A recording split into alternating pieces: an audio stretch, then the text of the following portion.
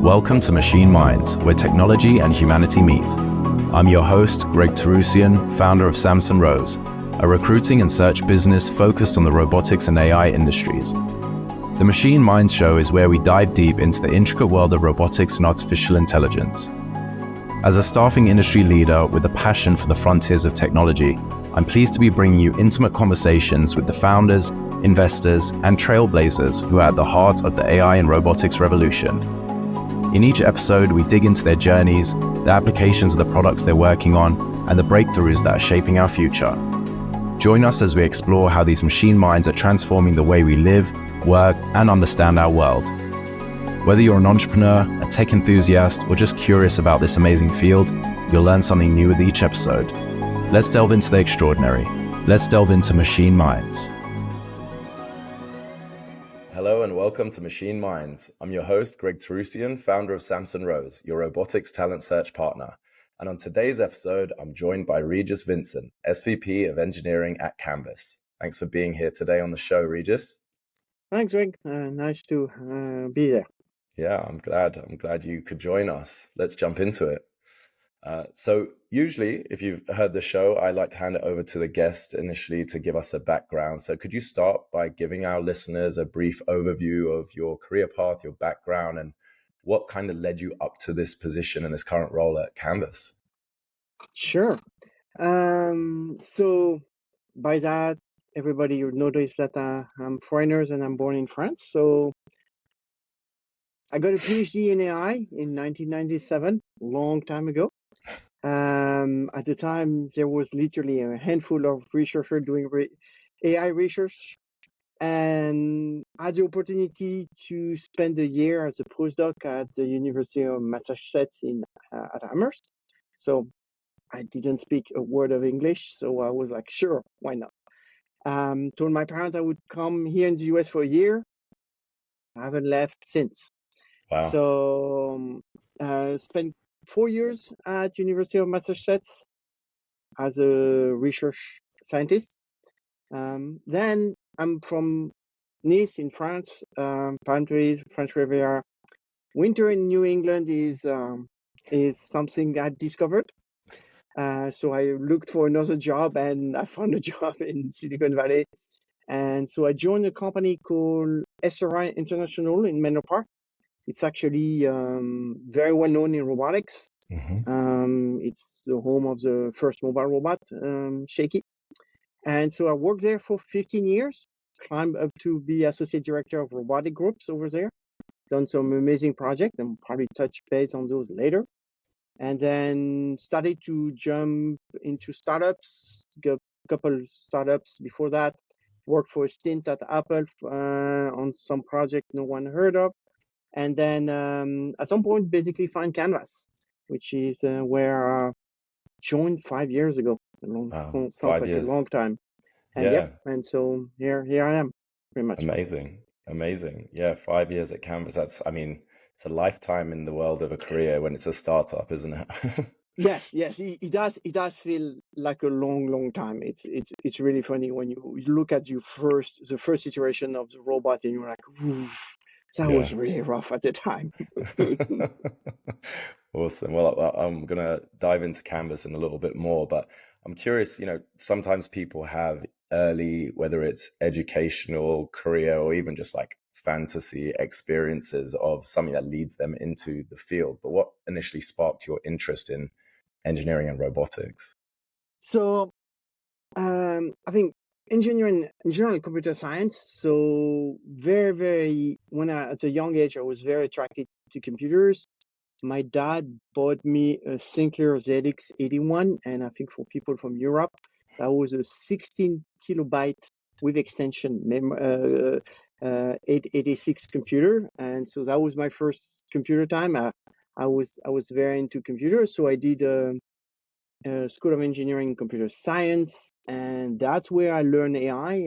At the time, it was Prolog and things like that, and I was like fascinated by the fact that computer could reason and think and do that. And so went to PhD program for that, and basically that was it. And at some point when you do AI, the problem, it's especially in those times, machine learning, the demo was something like, look, here's a sample, here's what we're doing, and see that bit, it changed. That means the machine has learned. It was very unimpressive. So I kind of like starting to look at how can I demonstrate what I'm doing in AI in a more visual, easy to understand things. And that's how I fell into robotics. My School of Engineering in France is the double major, EE and CS. So I'm actually fairly competent as a EE. And so when I arrived at University of Massachusetts, there was a big robotic group, but they had unused robot. They were not using it. And I'm like, asked my director, I was like, hey, can I use that to show what we're doing? And at the time I was doing multi-agent coordination where, physically things would coordinate among themselves. And the robot was a natural extension to that. It was a physical way when a robot was damaged or disabled, another one would come and pick up the job he was doing. So it was very, very visual on that. And that's how I fell into robotics, basically, because I needed something visual to show the AI I was working on. That's so cool. Yeah, I'm sure a lot of people can relate to that, moving from software to hardware for sure. You touched on your PhD there as well. Can you tell us a bit more about your academic background and how your studies help prepare you for your current career? Yeah, so like I said, I have an engineering degree. So in France, it's a 5-year degree on that EE and CS. That basically got me exposed to basic things from compiler, machine programming, low-level programming, and on the hardware side, and as well on the electrical side, all the way to, like I mentioned, like C code, C++, and eventually to Prolog, which at the time was the AI language with Lisp, where you would program that. And so that's how I basically started to do on that path. But the interesting things for me at the time was more like the reasoning and the being able to program something that would do more than what you just program. You would just basically learn by itself. And now it sounds very common when you have ChatGPT and all those stuff. Like, oh yeah, absolutely, we have machine learning everywhere.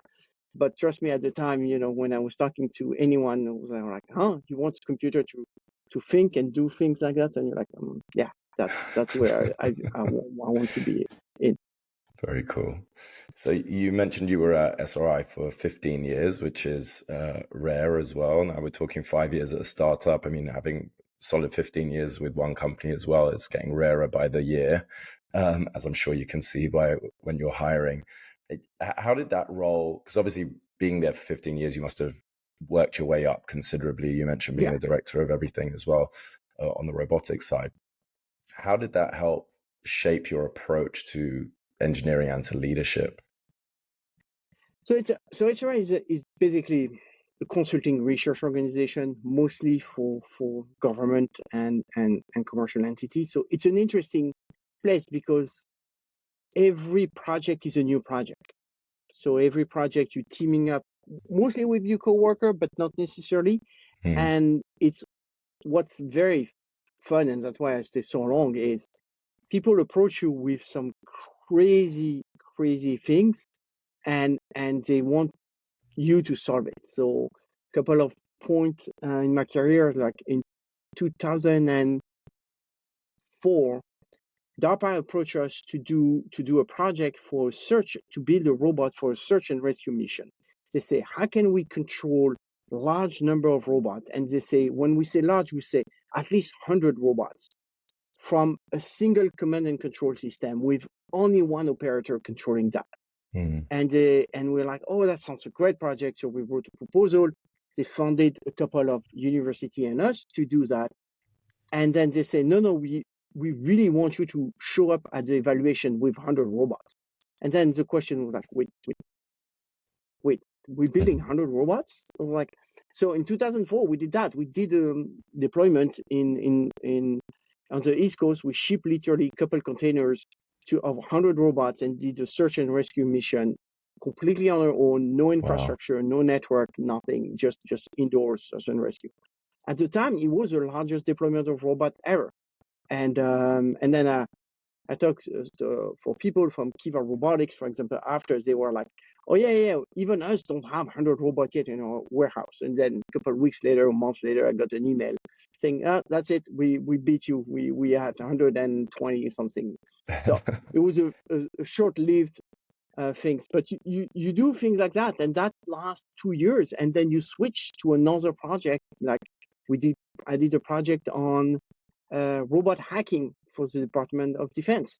Like, how can you build a robot that is resistant to external hackers and self assess his capabilities based on things that get disabled and things like that. And finally, I think the project that most people I talk to know about my work is I was a co-PI on a project for Yamaha to build an autonomous motorcycle. Oh, really? Yeah, and if you look on the internet for Yamaha autonomous motorcycle called Motobot or Robot Rider, you will see actually, and you see me in the video, in a couple of those videos. I'm there. Yeah, so. And that's, again, that was an 18-month project where you had to build from scratch a humanoid that rides a motorcycle unmodified around the track. Really? Oh, wow. So, okay, Yeah. so it wasn't like rebuilding the motorbike. It was actually a humanoid to It ride was the motorbike. Oh, yeah. cool. The requirement was unmodified motorcycle. Interesting. It Okay. would actually, like, literally clutch in, get the third gear, and then clutch up and stuff like that in order to go to the gear and stuff like that. Yeah. Wow.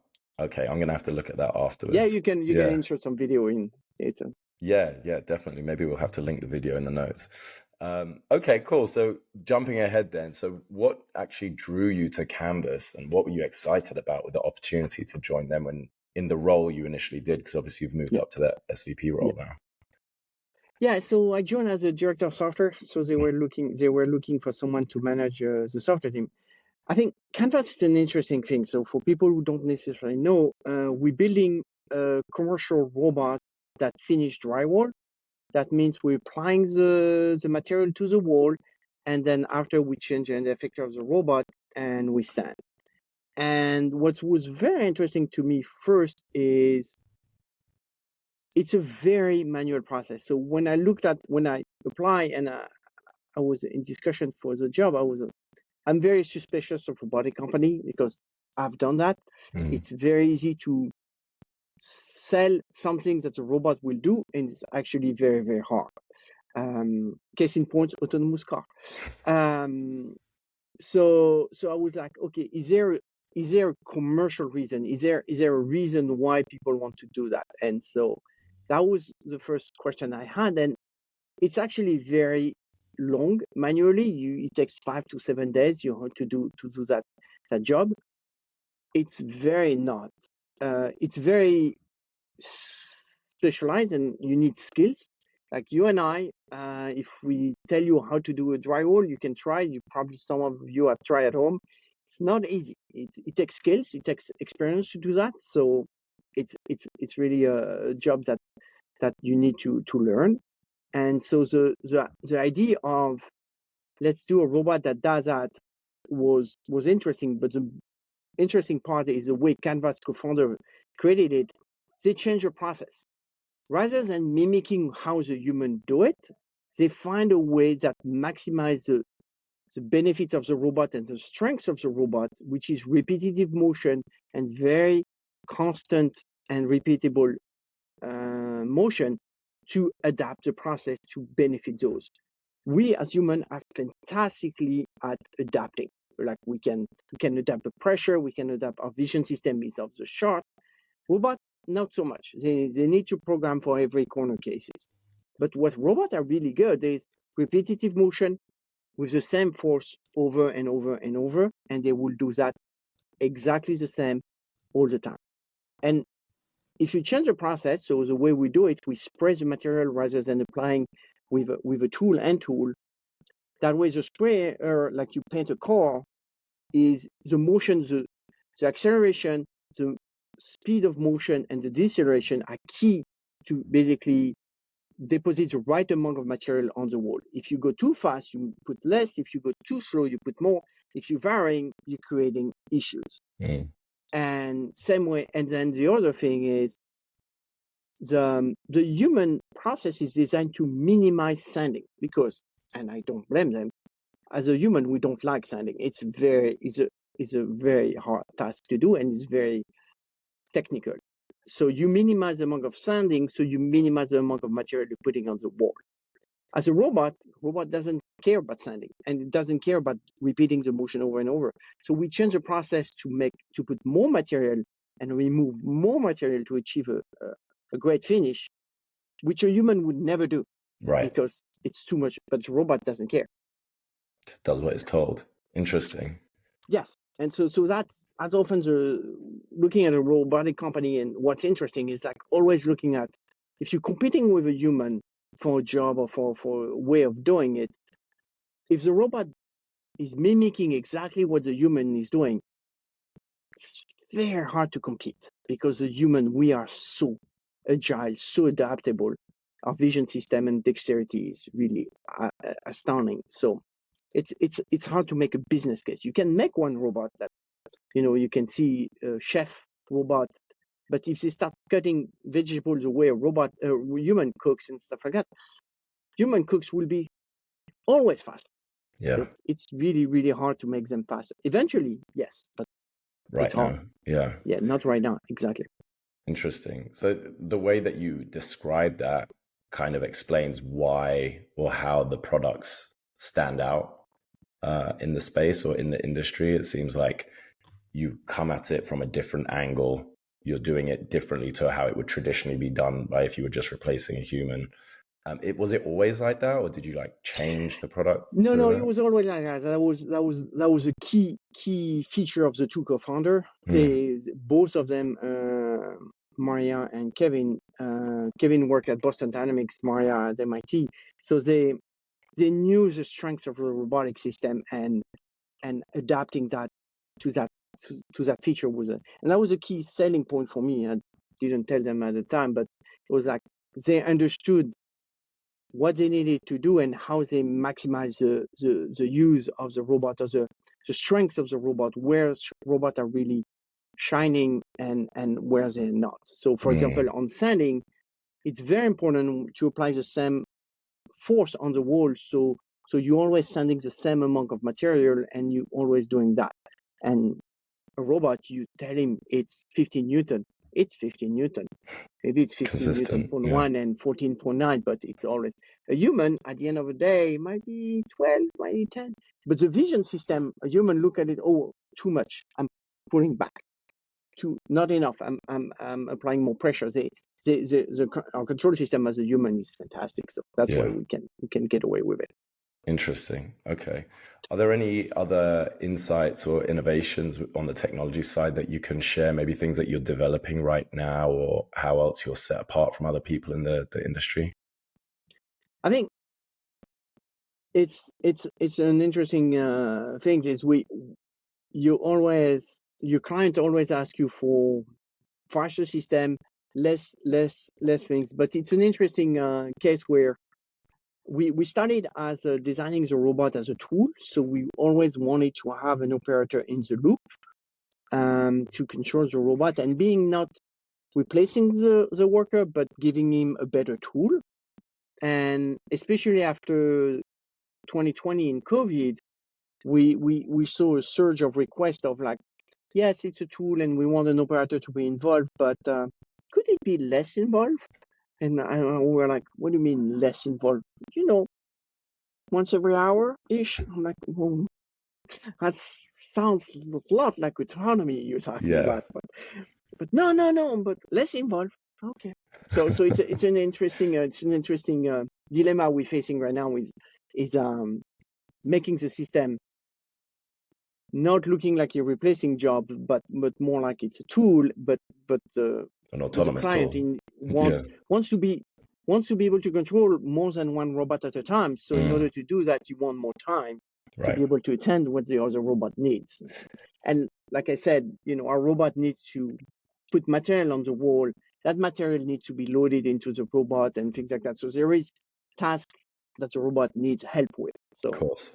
Yeah, I think we've talked about this on the show before, but it's kind of like a repeated point that even though the robots will be doing the jobs that were traditionally done by a human, they're not going to be fully autonomous. And you're still going to need people to manage, operate, monitor, like you said, feed in materials, whatever it's going to be. And also from the client side, it's normally the first robot in or first part of the fleet in that helps them adapt and realize the use case and the need. Now they want more. We want it to be autonomous, or we want to increase our fleet, or whatever it is. And at first there might be that hesitation. Then it's like, wow, this is valuable. That's why you're making it. Great, I'll take more. Yeah, it's really cool.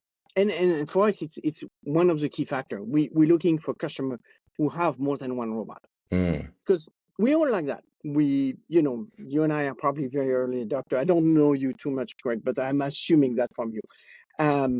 And so we buy some stuff once because we want to try, see if that change our lives. You rarely buy the same item twice if you didn't get value out of it. Definitely. And that's really for us the metrics we're tracking is if a client come back and say, hey, I want a second one, that means he found value. He found it works for him. Not everything is perfect, but it does help. Curious then, so on your sales cycle or even just customer penetration side of things, is there a huge emphasis on that first robot in with them, customer success wise, knowledge sharing and upskilling and all of that to make sure that it's successful, that there is repeat? Or do you find some of your customers are just literally one robot and they're fine for the volume of work that they do? No, I think that like we do a lot of customer success especially for the first robot. I think we send some of our experts on site. We do the training, and then we visit them after on the first week when they deploy the robot. It is a new platform. It is a new things. Construction as an industry is not very tech savvy. So already our customers are more already in the early adopter scale. They see technology as a way to solve some of their problem. So you really want to be here for them to help them make that transition. And like I said, the process is slightly different. So it's not necessarily exactly the same, and exactly there is tool like the sprayers they're not necessarily very familiar with it. It's coming from the plaster world, and so it's important for us to be there. So yes, having a first good impression is good, and checking with them on the schedule, checking with them on what's holding them back. Now we have enough robot in the field that we're starting to have good statistic on what a good week looks like, what a bad week looks like, and trying to get ahead of some of those issues. Nice. Okay. Let's switch gears to talk about team, because obviously you've worked your way up in both companies. You were heading up both departments. Now you're SVP of engineering. I'm assuming you've grown a very strong engineering team. And before we dive too deep into that, you mentioned as well, you get like requests from your clients with new, whether it's new abilities or tasks that they can do or more, whatever it is. How do you balance input from the client on new abilities for the robots, as well as what your team might want to do from an innovation standpoint and things like that? How do you balance that with the core product and what you need to just get done for maintenance purposes? So it's there is what you want to do and there is what you can't do. So startups, like you mentioned, is you literally building the airplane and flying it at the same time. Yeah. So it's if that's a very used metaphor, but it's exactly where we are. You trying, and to add to your question, you don't have a lot of data points. So we have 12, 14 robots out there right now. So it's not a huge data set. So it's trying to infer issue with a data point of 1 or 2. So it's not necessarily clear. So there is clear things, there is clear bugs or clear showstoppers where like if you press the machine and you do this and this and this, then that happened and machine crash type stuff. So those are easy to fix. You're like, okay, that's priority number one. But after that, it's always balancing the future rolling features and with what the client says and what the reality is. And I have a very good example for that is a lot of our clients asking us have been asking us for years to be able to finish ceilings with our robot. It's an interesting thing. It's a very, very important pain point for them because it's extremely difficult to find people, and during a day you have your entire day doing that on the ceiling. So not something you want. It's very bad for you for your rotator cuff. You can hear it from their voice. It's a very big pain point. But when you look at your backlog, it's a small percentage of their work. It's 10, 15% best case. Sometimes some companies 2 to 3%. And it's also, case in point, it's because they hate it, they may also not bid on those. So Right. there might be a vicious circle here where your data is like, oh, there's not many. But the point is, it's a significant investment in engineering time to figure out how to do ceilings with the robots for a return on the investment. Like, it's only 10% of their time or their backlog, so it's not that much. But it's a real important pain point. And so it took us a while to get around that and really balance out what's the priority. And the new generation we're launching next week, hopefully, is configured to do ceilings, and we'll probably release that in 2025. We're working on it right now. But that's one of the points where, like, you have to balance your own interest, the interest of your client, the timeline you're looking at. Some are more difficult than others, and the few data points you have from our customer. Interesting. Okay. Yeah, I'm sure that is a tough balancing act in itself. It is, and it varies. Yeah. Yeah. An important client comes along and say, I really need that. Suddenly that feature gets a lot of, Right. Yeah, that's a top priority. So talking more about the team, in your view, when you're hiring or bringing people on, are there any key attributes or qualities that you kind of look for strong engineers in your org? Yes. Ability to learn. I think it's really key. I think so. One of the co-founder, Maria Terraria, she's want to have more diversity, and so I learned that when I joined Canvas. Was like, okay, it was like I always have an engineering team heavily male bias. And so talking with her, and we're like, how do we change that? And we did a lot of research and things like that, and figuring out that the way you present your job description may turn off women compared to men. Men, I think if you're saying, hey, here's the 6 criteria you need to have to apply to that job, women tend to apply only if they're meeting, like, I don't remember the exact number, don't quote me on that, but I think it's 80% to 90%. It's above 80%, yeah. Yeah, exactly. Men, I think I remember it was like 3 out of 10. It's literally like that. Yeah, it's true. It was something like, yeah, I can do that. I can do that. I've never done that, but sure I can do it. And so we changed the way we write our job description. There is no more requirement. Oh, really? Everything, yes. We don't even need a diploma. We say nice to have is bachelor or master or equivalent. And that forces, and then when we look at selecting potential candidate, I look at the CV more from show me how you learn. Because the beauty of robotics is, and that's why I tell to all my new engineers, I'm like, I'm going to ask you things you never done. And all I want to hear from you is, that sounds cool. Let's give me 2 weeks. Yeah. I look into it. Maybe it's complicated, maybe it's not complicated, but I'm going to present you with new sensors, with new actuators, with new problem, with new things.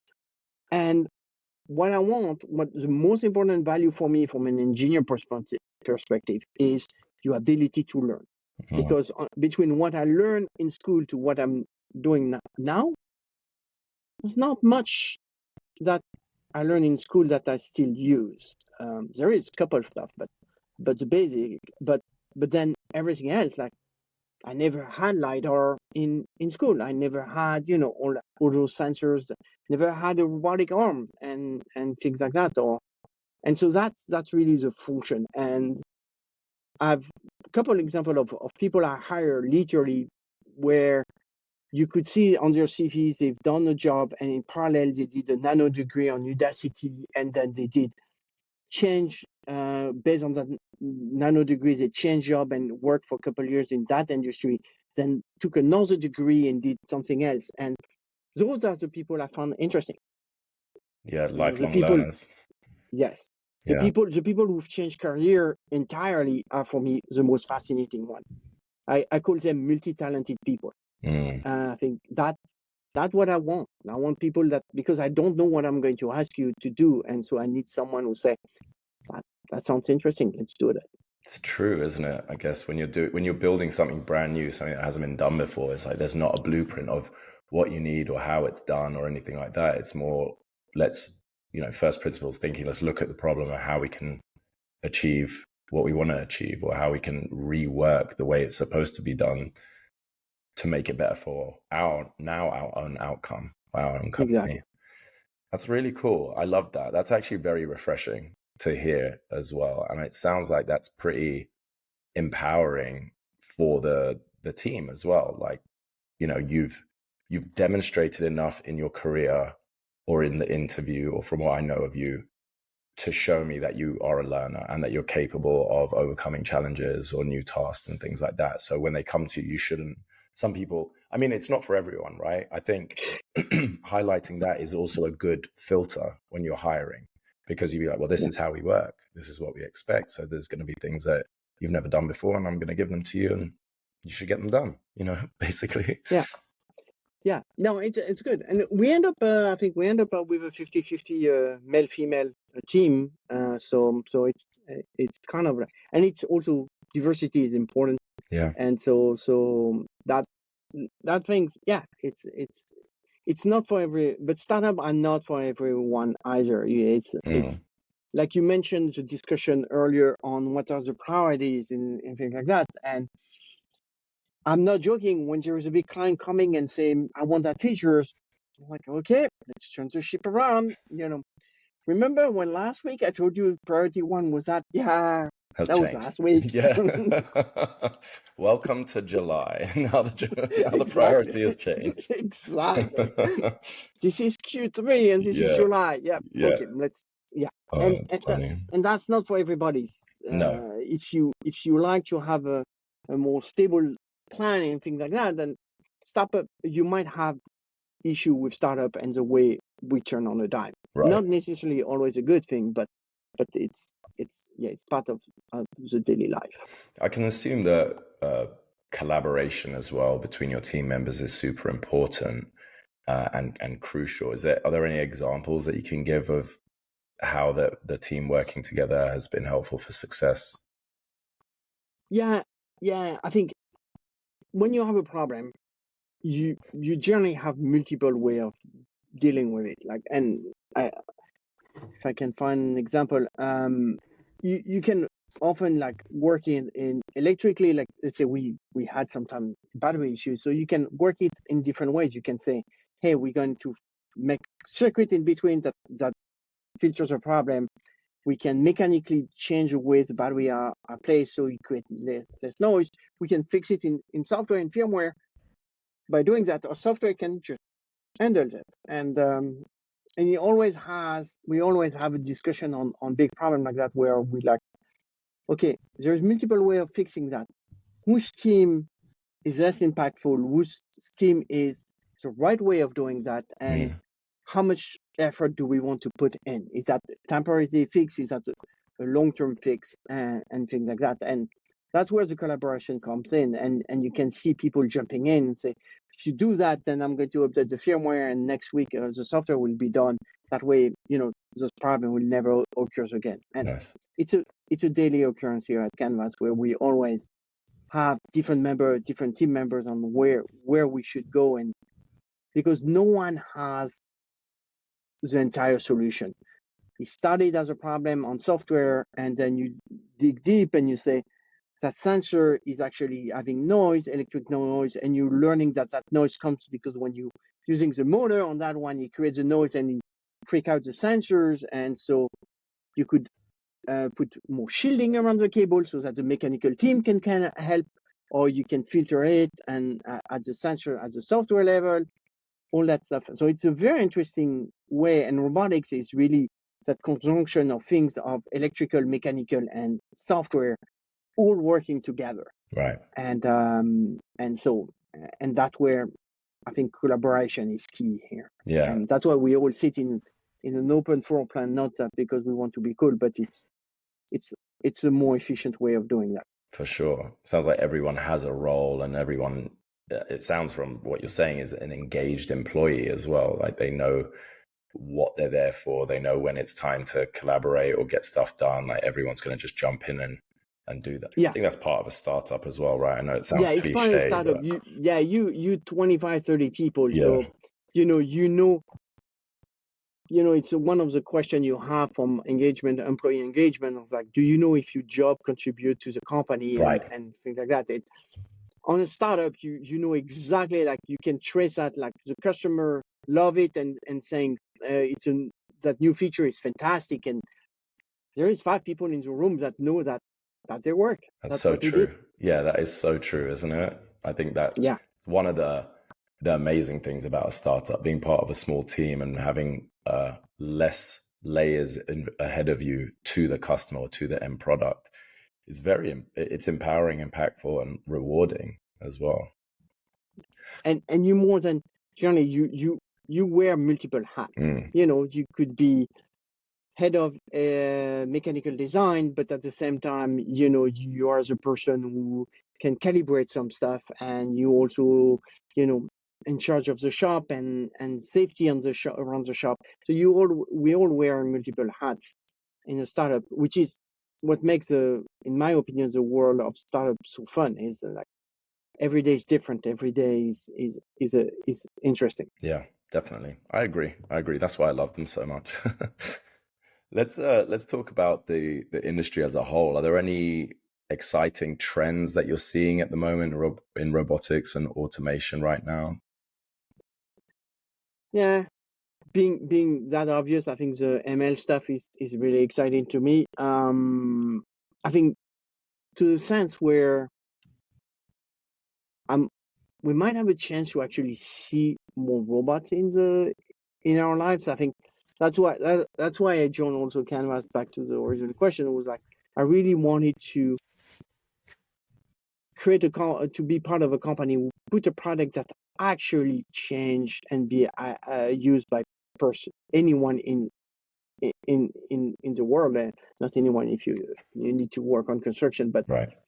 Because right now, besides, I would say, Roomba and things like that, most people don't have access to robots. And we live in San Francisco, so we have way more running all the time here. And that's always a treat when I have visitors from out of the state or out of the country coming in.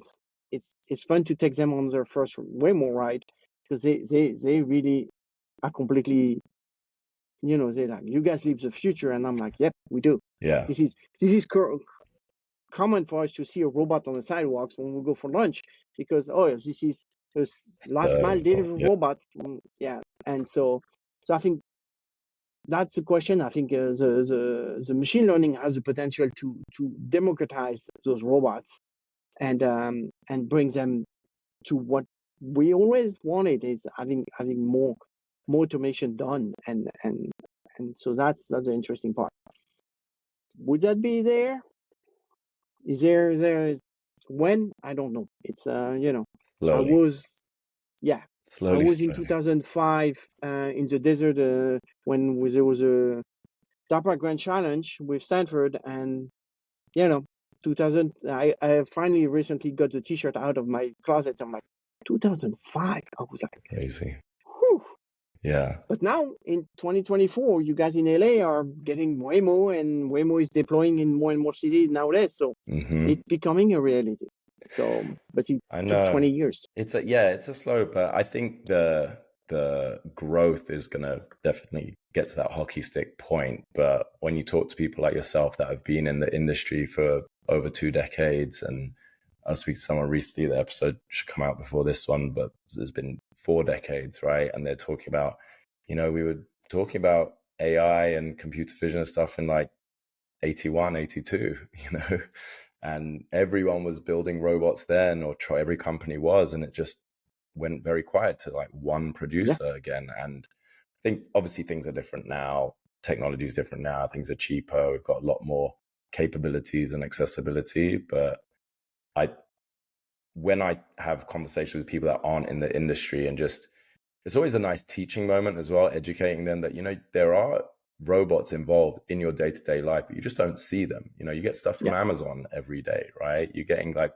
food prepped by automation and things like that. Like, you just don't see them apart from your Roomba. But whenever I go to San Francisco, I go to a lot of the robotics conferences and stuff. They've got like the serving robots and the cleanup robots and robots greeting you and your Waymos and everything. Coffee being made in the airport, whatever it is. yeah, It's so cool to see, and yeah, trickling out slowly, but it's exciting. Definitely yeah. exciting. Yeah, we talked about SRI earlier, but it's really interesting. When I joined there, it was like you had people like Bob Bowles, who invented Ransack, who's my office mate, and then you had people like, you look at Niels Nielsen and things like that of Shaky, and you look at those algorithms like A-star, and you're like, oh, you got that, you invented that in 1966. Yeah. Okay, okay, and that's what I'm coding right now. Yeah. Never mind. Yeah. You Yeah, see a lot of people commenting on stuff like that with like the videos of the humanoids coming out right now and stuff. And they're like, all right, well, go and look at this DARPA challenge, or go and look at this university challenge, or where we've been doing this for years. But yeah, yeah. very different, very different.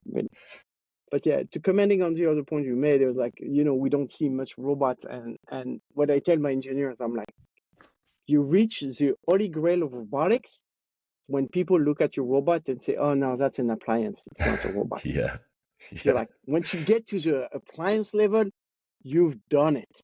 It's true. So easy to use, they don't even see it as a robot. Yeah. Yeah. I can't remember who said that. I was at a conference when they were talking about like, when is it an appliance and when is it a robot? And yeah, that Exactly. is literally that point. Very cool. All right. So what do you see as some of the biggest challenges facing the industry in the near future?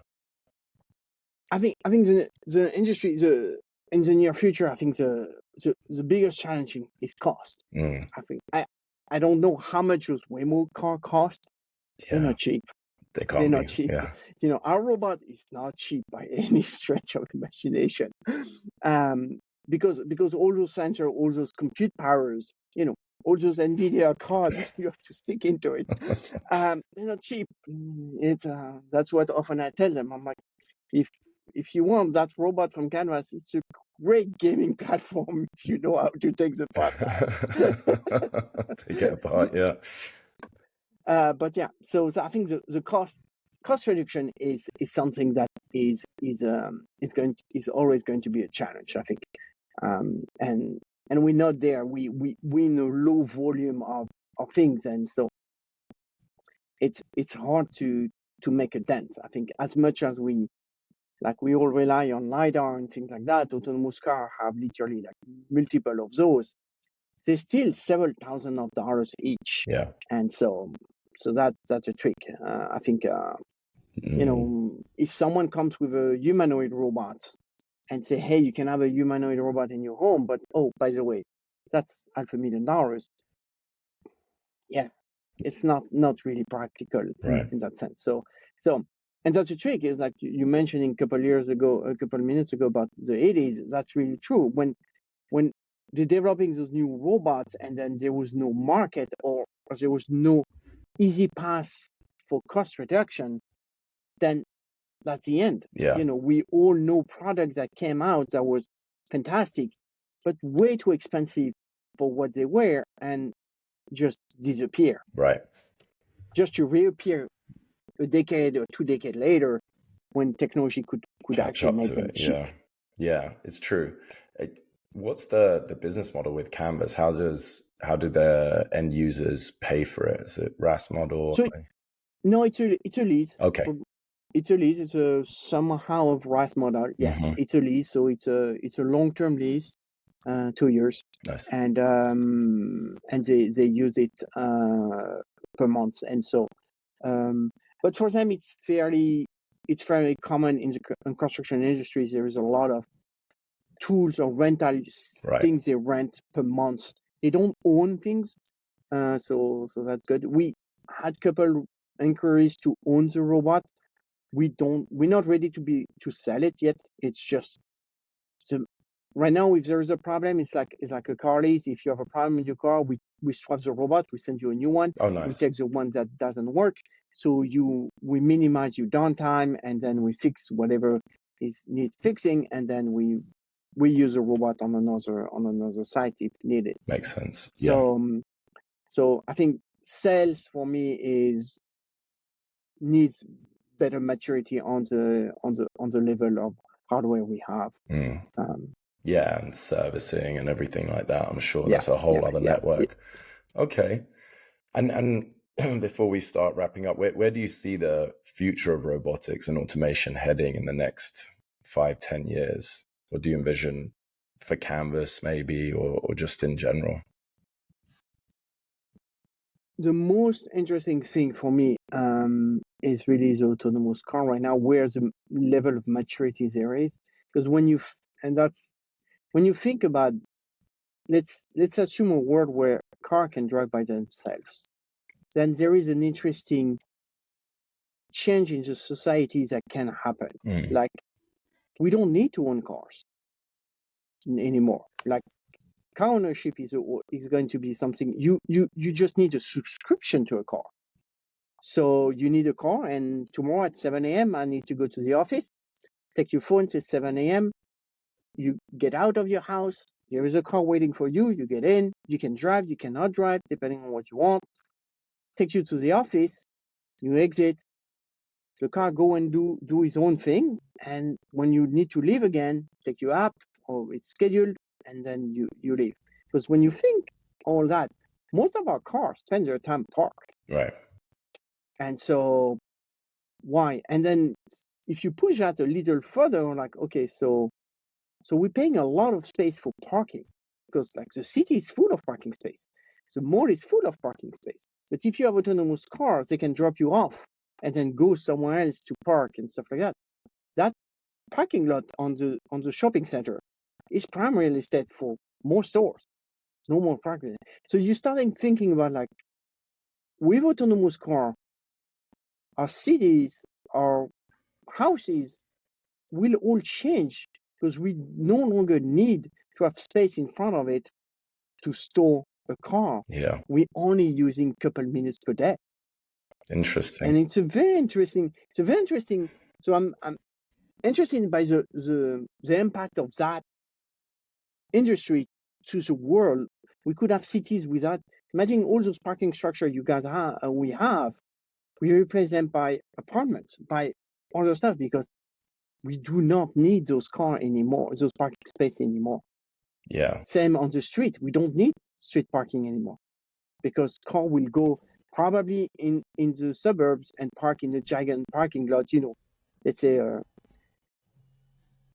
mall, a place where there is tons of space and stuff like that. Here in San Francisco, we have some old Navy base, and you park there and you wait until a customer needs you, and that's it. Deploy. Yeah. And so it's an interesting aspect of how our city, our life, and our houses will change based on the fact that we no longer need a garage.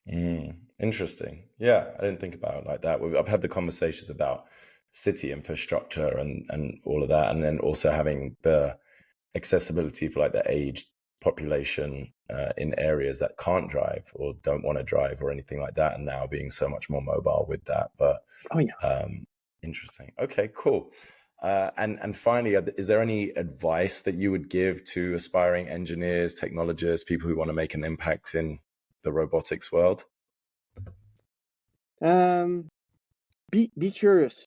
Learning mindset is something real. I think that the diploma helps, but at the end is what you want to do. Like I think there is tons of new resources online, like Udacity and all those massively online learning courses.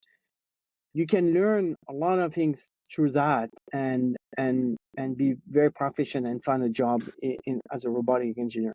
You don't need a degree from MIT or a degree from Stanford to be a robotic engineer. I think that's a lesson we're learning, and we have tons of them here that never went to Stanford or MIT and still are rock star here at Canvas. So I think that's great as well, because you're saying, one of your co-founders was from MIT as well. So it's refreshing to hear and see that, because you obviously have a PhD, you come from the academia side of things as well. So it's a refreshing and unique perspective to have, even with that kind of background and founding team.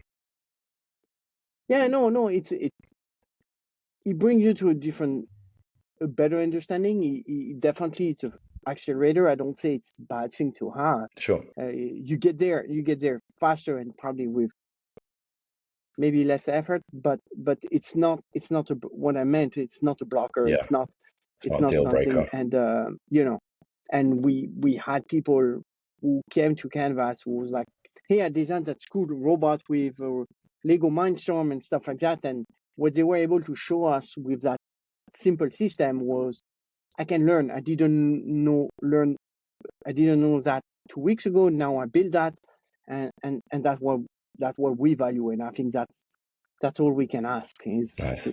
is even the programming languages. People say, oh, I know C++ and stuff like that. In my time, Lisp and Prolog were the language you had to know. I don't use those anymore.